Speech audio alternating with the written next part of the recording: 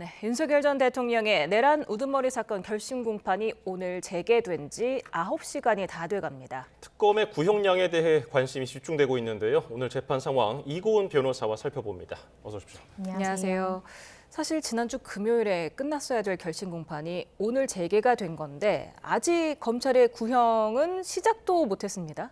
네, 맞습니다. 지난주부터 언론에서는 계속해서 특검의 구형량이 과연 어디까지 나올 것인가를 두고 계속해서 예측들이 쏟아지고 있었는데요.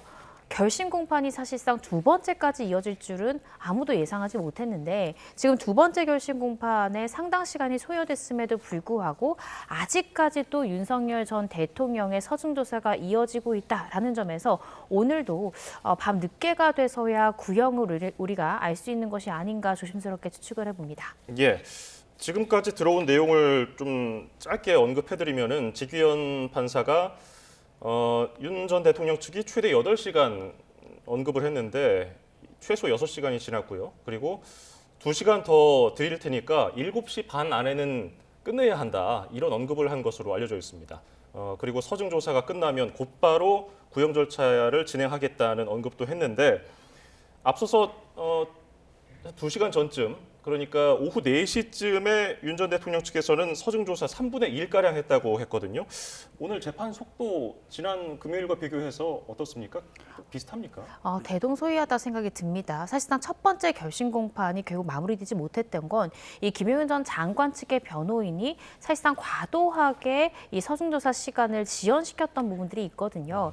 지금 그때 당시에도 김용현 전 장관 측의 변호인만 8시간이 넘는 시간을 서중조사에 할애하면서 저는 사실상 다른 피고인들에게 피해를 줬다고 생각이 듭니다. 이 때문에 재판을 함께 병합해서 받고 있는 피고인들은 길어봤자 1시간밖에 되지 않은 서중조사 시간 할당받지밖에 못했거든요. 따라서 오늘도 결국 윤 전 대통령에 대한 서중조사만 하면 바로 이 특검의 구형이 있고 그 이후에는 이 7명, 8명이 되는 피고인들이 돌아가면서 변호인들이 최후 변론을 하고 최후 진술을 할 수 있도록 그 기회를 제 생각엔 8명이 균등하게 보장받아야 되는데 왜 특정한 피고인들에게만 서증조사 시간도 특정하게 할애가 되고 이렇게 뭐 최후 변론이라든지 최후 진술에서도 과도하게 시간이 할당되는가 사실상 이 부분은 피고인들 간에도 균형이 맞지 않는 부분들도 있다고 생각이 듭니다.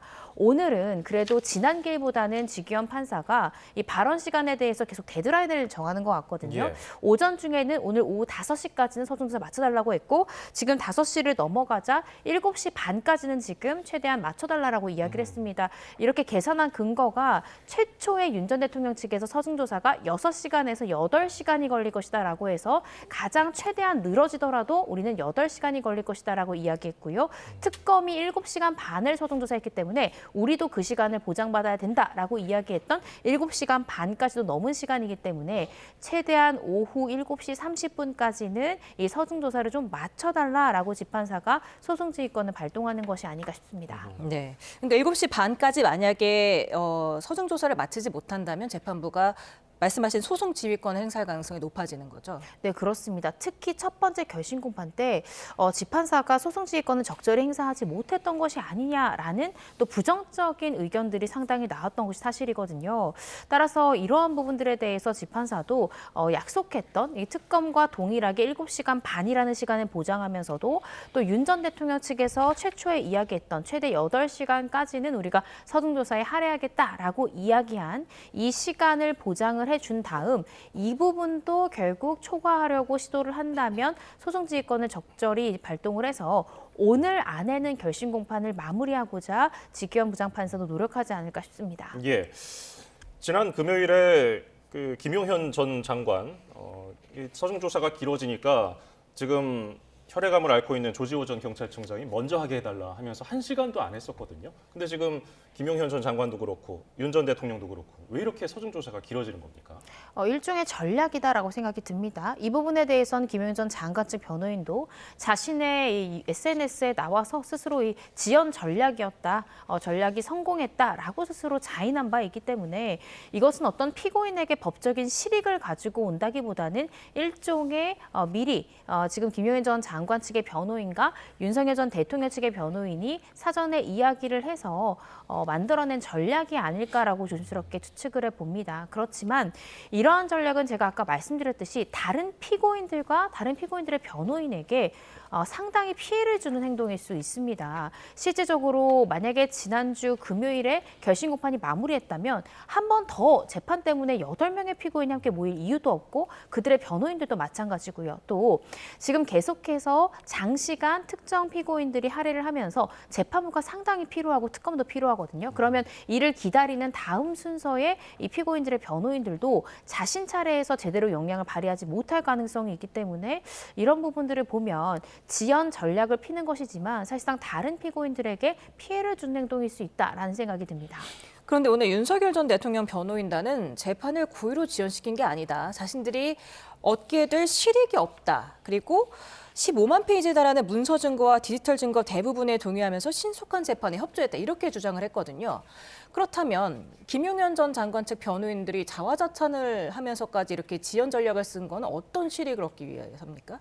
사실상 김용현 전 장관 측 변호인이라든지 윤석열 전 대통령 측의 변호인들이 변호사로서 합리적인 선택을 선택했다고 생각하지는 않습니다.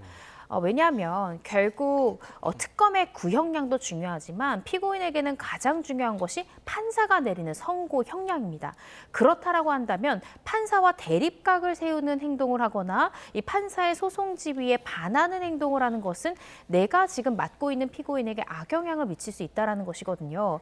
따라서 이러한 점을 고려할 때 사실상 지기현 판사가 피고인들에게 발언 시간을 제한하지 않겠다라고 이야기한 건 일종의 피고인들의 변호인을 배려한 부분이었거든요. 그런데 이러한 배려를 악용해서 지연하기 위한 전략으로 악용했다라는 것은 판사 입장에서는 상당히 불쾌감을 줄 수 있는 것이고 또 그러한 행동에 대해서 자신의 SNS에서 공공연하게 나의 지연 전략이 성공했다라고 이야기하는 것은 상당히 부적절하고 또 피고인들에게 상당히 부정적으로 작용할 가능성이 있기 때문에 사실상 법적인 실익은 없다. 따라서 이 부분에 대해서는 지금 모든 국민들에게 생중계된다라는 것을 이 변호인들이 알고 있기 때문에 우리 지금 피고인을 지지하고 있는 지지 세력들에게 어떤 보여주고자 하는 정치적 의도가 아닐까 조심스럽게 추측해 봅니다. 예, 그러면 근원적인 질문을 좀 드려볼게요. 지금 결심 공판에서 진행되고 있는 서류 증거 조사 이게 뭔지 그리고 왜 하는 건지 좀 설명해 주실까요? 네, 지금 서증조사는 증거조사의 마지막 단계입니다. 이제 우리가 인적조사라고 해서 보통 증인신문으로 불리는 절차는 결국 그 해당 문서에 대해서 피고인이 증거 능력을 부정하고 동의하지 않을 때 그 해당 문서에 진술한 진술자가 나와서 증인신문을 거치게 됩니다. 이렇게 해서 인적 증거를 확보하게 되는 것이고요. 서증조사라 함은 문서로 된 증거를 조사하는 기일이다라고 생각하시면 됩니다.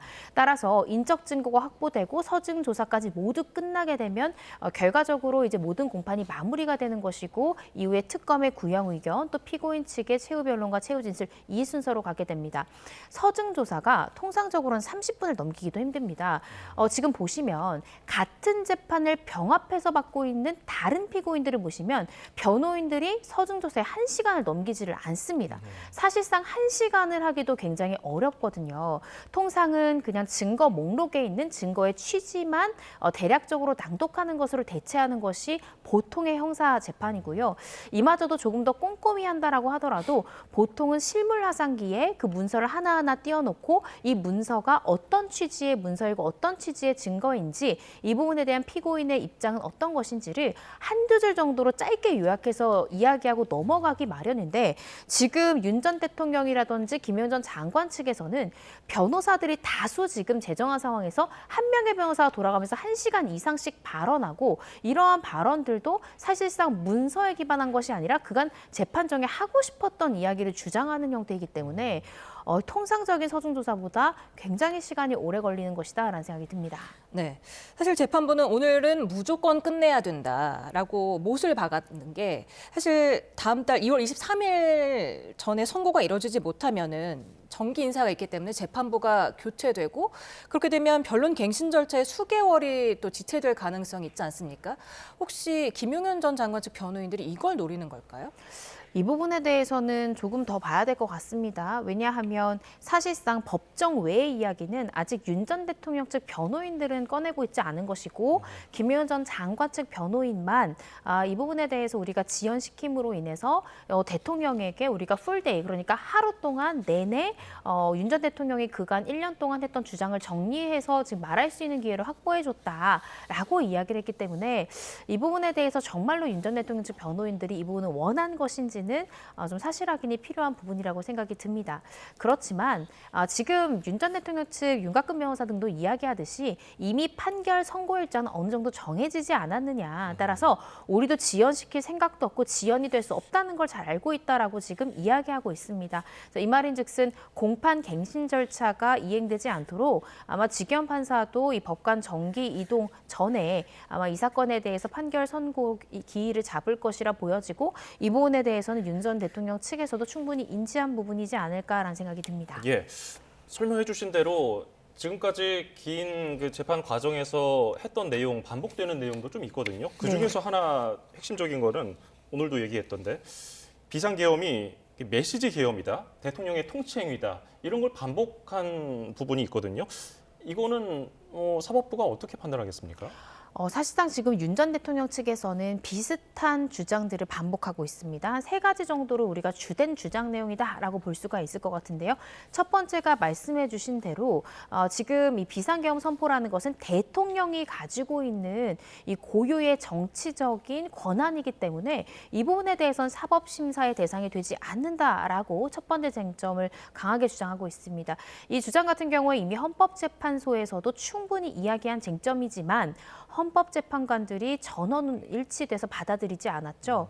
이 고도의 정치행위라 할지라도 사법심사의 대상이 된다라는 판례가 이미 있기 때문에 헌재에서도 이런 부분에 대한 주장 받아들이지 않았고 지금 윤 전 대통령에 대해서도 다수의 영장이 발부됐고 그 영장 실질 때도 윤 전 대통령 역시나 같은 주장을 계속해왔음에도 불구하고 영장이 발부가 됐습니다. 따라서 이 부분에 대해서는 반복되는 주장이지만 이 판례의 태도 등을 비추어 봤을 때 충분히 사법심사의 대상이 될 수 있고 따라서 지기현 재판부에서 이 부분을 이유로 유무죄를 다르게 판단할 가능성은 비교적 낮지 않을까 싶습니다. 네, 지금 윤석열 전 대통령 변호인단이 미국의 경우에는 67차례 계엄 선포가 이루어졌지만 사법심사 전례가 없었다 이렇게 주장을 하면서 삼권 분립을 처음 정립한 프랑스 철학자 몽테스키에를 언급하기도 했어요. 네, 맞습니다. 윤 전 대통령 측의 배보윤 변호사가 이제 발언을 이어가면서 이 몽테스키회까지 언급을 하면서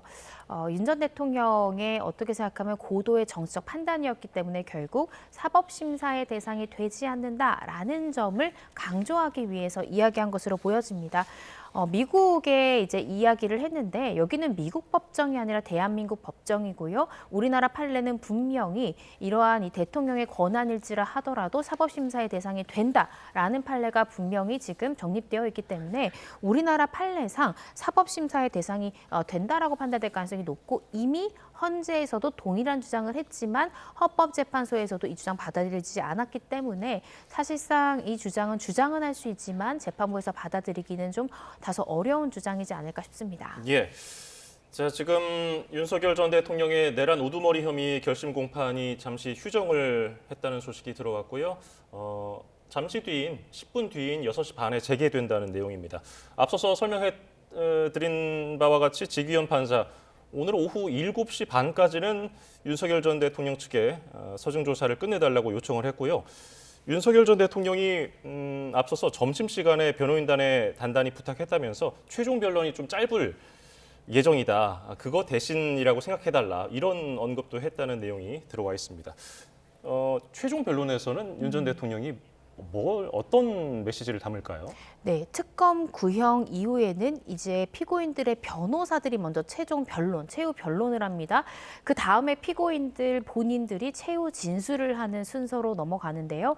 사실상 제 생각에도 윤 전 대통령과 김용현 전 장관의 변호인들은 더 이상 최후 변론할 것이 없지 않을까 싶습니다. 왜냐하면 증거 한 가지를 모두 실물 화상기에 띄워놓고 심지어 영상 같은 경우에는 짧은 영상은 여러 여러 번 반복해서 재생하면서 자신들의 법적으로 무죄 내지는 공소기각을 주장하는 포인트들에 대해서 재판부에 충분히 저는 어필을 했다는 생각이 들거든요. 따라서 윤 전 대통령도 지금 7시 반까지 끝내는 부분들에 대해서 서중조사는 길게 가져가지만 충분히 그 긴 서중조사를 통해서 우리가 법적으로 어떤 쟁점을 이야기하는지를 윤 전 대통령을 변호하는 다수의 변호인들이 충분히 주장을 한 만큼 최후변론은 이 공통되는 부분에 대해서 생략을 해서 최후변론은 좀 변호사들이 짧게 가져가겠다라고 지금 이야기한 것으로 보여지고요. 결국 이 굉장히 수시간 동안 이어진 이 서중조사 때에 윤 전 대통령 측의 변호인들의 발언이 이제 이 이후에 이어질 윤 전 대통령의 최후 진술 내지는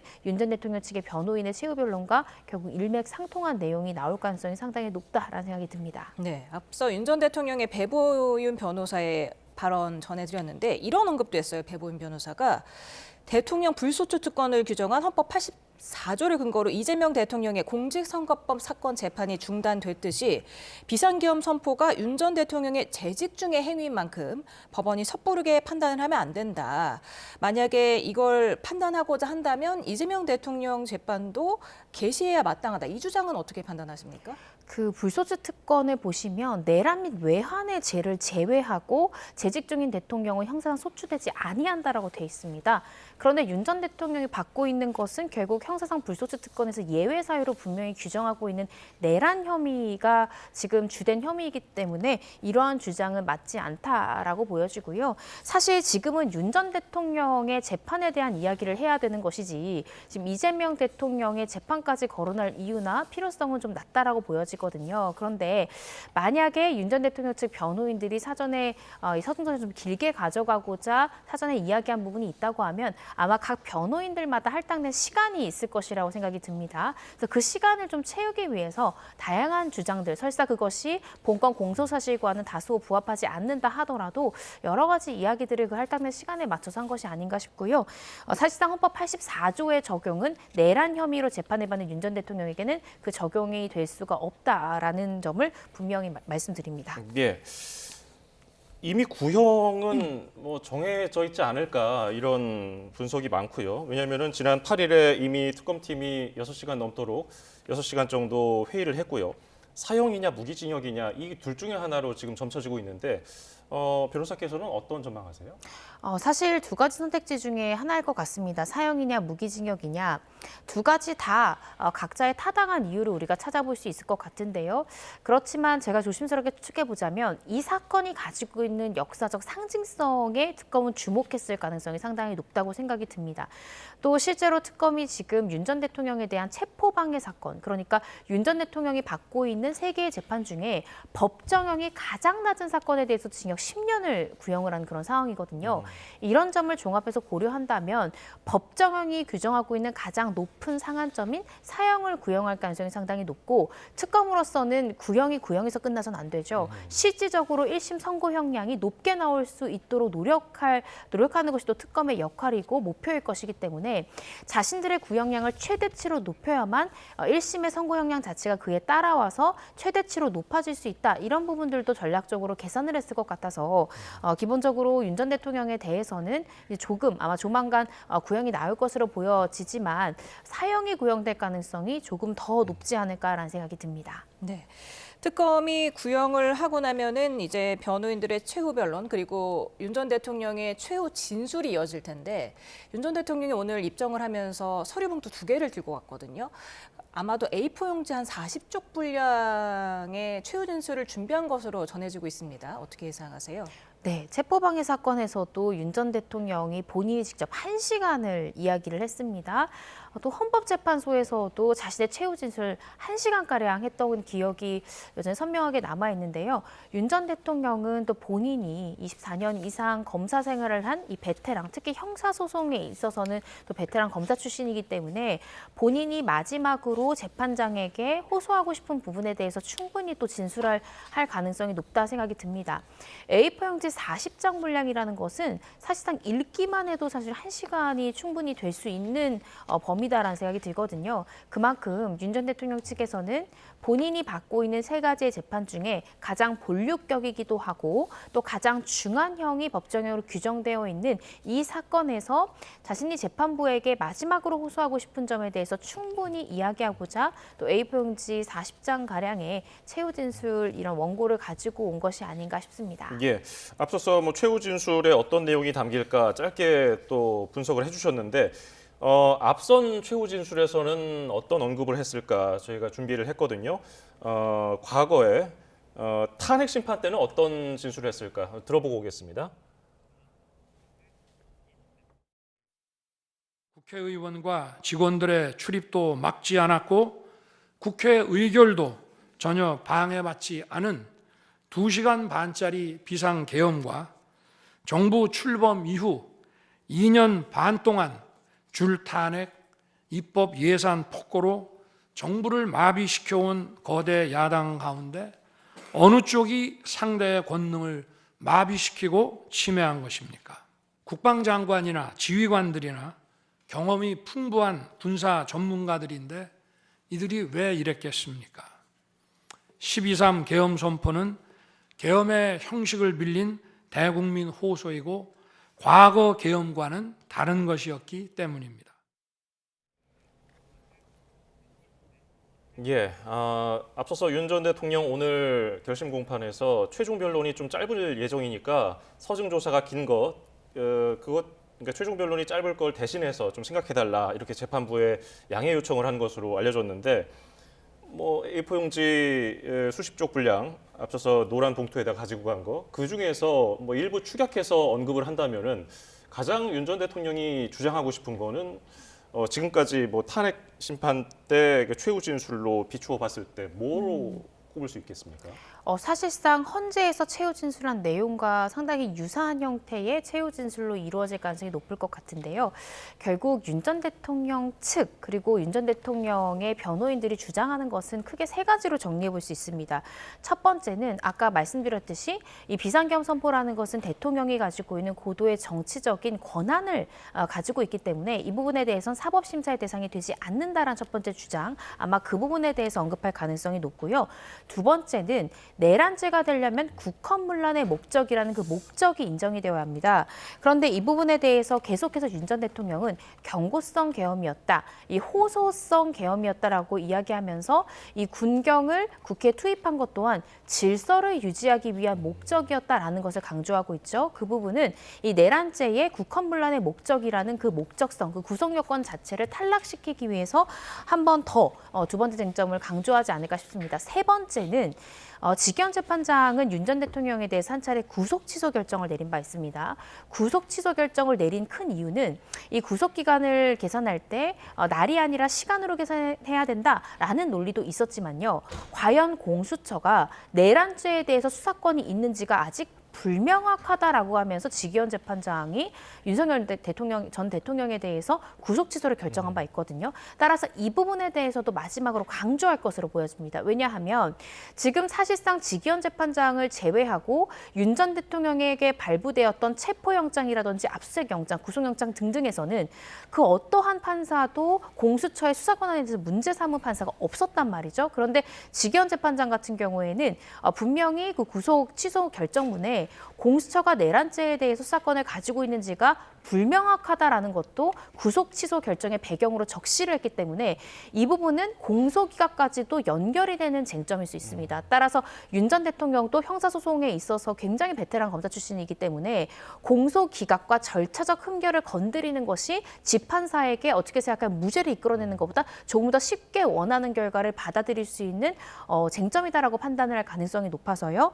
이렇게 지금 공수처의 수사권이 절차적인 흠결, 따라서 공소기각의 필요성, 이 부분에 대해서도 마지막으로 한 번 더 윤 전 대통령이 강조하지 않을까 싶습니다. 네, 사상 초유의 법정 필리버스터라고도까지 불리는 이런 상황에서 윤 전 대통령 변호인도 앞서 말씀드렸다시피 자신들은 재판을 고의로 지연시키지 않았다. 3년 걸릴 재판을 증거 동의함으로써 8개월 만에 종료를 했고 오히려 내란 특검 쪽에서 지금 불필요한 추가 증거도 내고 증인을 상대로 사건의 본질과 무관한 질문을 하면서 또 변론 종결 직전에 다뤄지지 않은 내용을 담은 새로운 공소장을 제출하면서 신속한 재판을 방해했다 이렇게 주장을 했어요. 네, 그렇습니다. 지금 윤 전 대통령 측에서는 오히려 특검 탓으로 돌리는 것 같습니다. 계속해서 첫 번째 이제 결심 공판 때 재판이 제대로 마무리되지 않으면서 많은 언론이라든지 또 많은 국민들이 이 부분에 대해서 사실은 부정적인 견해를 피력하는 부분들이 상당히 우세했거든요. 따라서 이러한 여론의 지금 흐름을 인식을 한 듯이 의식을 한 듯이 윤 전 대통령 측 변호인 입장에서는 우리가 고의로 지연시킨 것이 아니라 특검 때문이다. 특검이 재판 진행 과정 중에 유도신문이라든지 불필요한 질문했다라는 점. 두 번째는 재판 종료 직전에 공소장 변경을 해서 이런 부분들이 불필요하게 지금 변경 신청 등이 이루어졌기 때문에 절차가 지연된 것이지 우리 때문은 아니다라고 지금 주장하고 있습니다. 그렇지만 그러한 주장을 좀 동의하기가 어렵습니다. 일단 첫 번째로 증인신문 과정에서 뭐 유도신문을 했다, 또 불필요하게 많은 질문을 특검이 했다라고 이야기하고 있는데 형사소송의 기본은 이 공소사실을 입증하는 입증 책임이 검사에게 있다라는 것입니다. 그래서 검찰로서는 증인에 대한 증인신문이 굉장히 중요하고 증인신문을 통해서 사실상 공소사실에 있는 이 피고인의 행위 태양을 모두 입증해야 되는 입증 책임을 지고 있기 때문에 당연히 특검이 해야 될 업무를 했다라고 보여지고요. 두 번째는 변론 종결 직전에 공소장 변경을 한 것은 형사소송에 있어서는 공소장 변경 신청하는 것이 상당히 흔한 경우입니다. 그리고 공소장 변경은 보통 이 공판이 마무리될 때 이어집니다. 그 이유가 다수의 증인들이 왔을 때 검사가 처음 기소했을 때에 파악했던 사실관계와 재판을 진행하면서 증인들이 내놓는 범행 일시나 장소에 대해서 미세하게 차이가 있을 수 있거든요. 그러면 가장 최종적으로 이 증인이 증언을 한 이 재판정에서의 증언을 토대로 재판이 마무리될 즈음에서 정리를 해서 공소장 변경 신청을 하는 것이 통상적이기 때문에 이 부분에 대해서 사실상 특검이 어떤 절차를 지연시키고자 이 공소장 변경 시점 자체를 뒤로 미뤘다, 이런 주장은 좀 받아들이기가 어려운 것 같습니다. 예, 지금 결심 공판은 금요일에서 오늘까지 이렇게 이어져 왔지만은 어쨌든 선고 일자를 지정해야 하는 것도 직위원 재판부의 숙제 아니겠습니까? 2월 다음 달에는 이제 선고를 내릴 계획으로 알려져 있는데 다음 달에는 뭐 다 아시다시피 설 연휴도 있고요. 법관 정기 인사도 있습니까? 어떤 날짜로 정하겠습니까? 제가 조심스럽게 추측을 해보자면 사실상 구정 연휴 전에, 그러니까 이 법관의 정기이사 전에 저는 당연히 선고기일을 잡을 가능성이 높지 않을까 싶습니다. 왜냐하면 사실상 직위원 재판부에서 윤석열 전 대통령의 내란 수계 혐의에 대한 재판을 진행하면서 매끄럽지 않았던 부분들도 사실상 다수 있었거든요. 예를 들어서 구속 취소 결정이 상당히 이례적이다라는 의견들로 또 비판을 많이 받기도 했었고요. 또 재판사의 이른바 접대 의혹 때문에 또 감찰을 받기도 하는 등 사실상 직위원 재판부에서도 이 해당 사건을 재판하면서 굉장히 또 힘든 시간을 보내지 않았을까라고 추측을 해봅니다. 그런데 만약에 지금 직위원 재판장이 법관 정기 인사 전에 이러한 선거 결과를 내놓지 못한다면 그간 재판사가 자신이 공언했던 내가 이 사건은 선고를 내리고 가겠다라고 확실히 이야기했던 것과 반하는 것이고 상당히 비판이 거셀 것이거든요. 따라서 최대한 2월 초 정도로 선고 일자를 잡지 않을까라고 조심스럽게 추측을 해봅니다. 네, 오늘 또 윤 전 대통령 측 김계리 변호사는 기사 쪼가리 몇 개로 윤석열 전 대통령이 탄핵이 됐다면서 또 앞서 문영배 전 헌재소장 권한대행이 만장일치를 만들어 보려고 탄핵 심판 선고가 늦어졌다고 발언한 기사를 제시하면서 편향된 사람에 의한 왜곡된 강요된 만장일치 평의 결과가 이 법정에서 사실 인정의 근거로 사용돼서는 안 된다 이렇게 주장을 했거든요. 헌재의 탄핵 심판이 이번 사건 재판에 영향을 얼마나 미칩니까? 네, 영향을 충분히 미칠 수 있습니다. 그 이유는 같은 사실관계에 대해서 판사들이 또 물론 헌법재판관들이지만 이 법관들의 판단이 내려진 부분이거든요. 물론 지금 형사재판 같은 경우에는 같은 비상계엄 선포행위에 대해서 내란 수기에 해당하느냐 아니냐라는 구체적인 형사 죄책에 대한 유무죄를 따지는 절차라는 점에서 헌재와는 조금은 결을 달리한다라고 평가할 수는 있지만 기본적인 전제 사실은 12월 3일에 선포된 비상계엄 선포가 그리고 또 그 해당 선포행위 직후에 있었던 여러 가지 일련의 군경을 동원했던 이러한 행동들이 과연 대통령을 파면하기에 상당한 행동인가 또는 형사재판에 있어서의 내란죄로 평가할 수 있는가라고 지금 종류만 달리할 뿐이지 결국 동일한 사실관계에 대해서 판단을 하는 것입니다. 따라서 윤 전 대통령 측 변호인 그러니까 김계리 변호사 입장에서는 헌재에서 윤 전 대통령을 파면했다라는 그 결정 자체가 나의 피고인 윤 전 대통령에게는 상당히 또 불리하게 작용할 가능성이 있기 때문에 그러한 불리한 헌재의 판단 그 부분에 대해서는 어떤 기사에 영향을 받은 판단이다 내지는 억지로 짜맞춰진 이 만장일치의 결론이기 때문에 이 부분에 대해서는 우리 형사재판에서는 고려해서는 안 된다라는 주장을 피고인의 변호인이기 때문에 지금 현재 하고 있는 것이 아닌가 싶고요. 당연히 일부 영향을 미칠 수 있고 아마도 지금 수만 페이지가 넘는 그 증거 기록에는 헌재가 내린 결정문도 증거로 제출되어 있을 가능성이 상당히 높지 않을까. 또 헌재에서 지금 현재 지금 이 형사재판에 나온 증인들이 또 다수가 헌재에서 또 증인으로 나왔던 증언을 했던 사람들이기 때문에 헌재에서의 동일한 증인의 증언 내용도 아마 증거로 채택돼 있을 가능성이 상당히 높다고 생각이 듭니다. 따라서 영향을 미칠 가능성이 상당히 높고 이런 부분들에 대한 영향을 최소화하기 위해서 김계리 변호사가 그런 발언을 한 것이 아닌가 싶습니다. 예. 아직 1심 판결도 안 나왔기 때문에 선고도 안 나왔기 때문에 뭐 좀 이른 분석일 수 있겠습니다만은 만약에 무기징역이나 사형이 확정됐을 때 가석방이 될 수 있는 가능성 어떻게 보십니까? 일단은 사형과 무기징역은 사실상 우리나라가 실질적 사형 폐지국에 해당이 되기 때문에 사형이 선고된다 해도 집행이 되지 않으니까 이 양자 간의 차이가 없는 것이 아닌가라고 생각하는 분들도 있을 수 있습니다. 그렇지만 가석방 가부에 따라서 이 두 가지의 형은 굉장히 다른 효과를 냅니다. 사형 같은 경우에는 법적으로는 가석방이 불가능합니다. 그렇지만 무기징역 같은 경우에는 해당 피고인이 20년 이상 장기 복역하는 경우에도 가석방이 가능할 수 있거든요. 그래서 가석방의 가능 여부에 있어서 사형이냐 아니면 무기징역이 확정되느냐는 그 해당 형을 받아들이는 피고인에게는 또 상당히 중요한 갈림길이 될 수 있다라는 생각이 듭니다. 네. 앞서 전두환 전 대통령은 1심에서 구형대로 사형이 선고됐고 2심에서 무기징역으로 감형이 됐고 대법원에서 그대로 확정이 됐습니다. 그리고 노태우 전 대통령은 1심에서 징역 22년 6개월형, 2심에서는 징역 17년형으로 감형이 된 뒤에 또 확정 판결을 받았는데 이 둘 다 구속된 지 2년 만에 사면이 되지 않았습니까? 윤 전 대통령도 이런 걸 좀 희망하고 있을까요? 그런 부분들에 대해서도 충분히 고려하고 있지 않을까 싶습니다. 사실상 윤 전 대통령도 상당히 고령입니다. 윤 전 대통령에게 징역 30년 이상이 사실상 선고된다라는 것은 사면을 기대하지 않고서는 사실상 이 징역형에서 나오는 것을 상정하기가 상당히 어렵다라는 생각이 들거든요. 따라서 윤 전 대통령 그리고 김용현 전 장관 측에서 조금은 무리하지만 이렇게 서중조사에 장시간을 하려고 이런 부분들은 결국 자신들을 옹호하고 자신들을 지지하는 지지 세력들에게 정치적인 메시지를 계속 던지는 것이 아닌가 싶고요. 현재는 민주당이 집권을 하고 있지만 또 이후에는 자신에게 유리한 또 정당이 집권하는 또 그런 시기가 올 수 있고 그런 시기가 온다고 하면 또 아까 말씀해 주셨듯이 사면이라는 또 하나의 또 키가 남아있기 때문에 이런 것들을 고려해서 형량을 일부 깎을 가능성도 낮고 깎는다 하더라도 윤 전 대통령의 나이를 고려해 봤을 때는 사실상 그게 큰 의미를 가지지 않기 때문에 사면 부분에 대한 것을 고려해서 최대한 정치 세력들을 집결시킬 의도를 가지고 있지 않을까라고 조심스럽게 추측을 해봅니다. 예, 오늘 도움 말씀 여기서 마무리하죠. 이고은 변호사였습니다. 고맙습니다. 감사합니다.